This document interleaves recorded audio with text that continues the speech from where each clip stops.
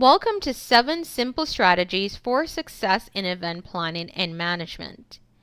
In this course, we will be exploring some of the core knowledge areas that are crucial to becoming a successful event planner.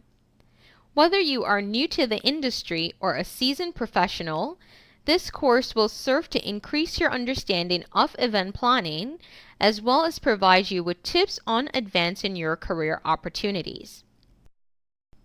In this course, we will be exploring what is event planning, why have an event, how to plan for success, how to create a design that sells itself, how to market your event to attract attendees and sponsors, the key to conducting a post-event analysis, and we will also be reviewing an in-depth case study to apply everything you have learned.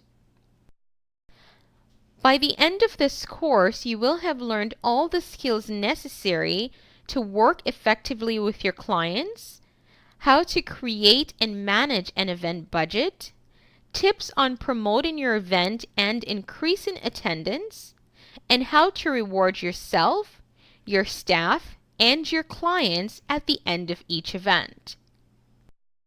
As a bonus, we have also included current industry tools, softwares, apps, and templates that will make your life as an event planner that much easier.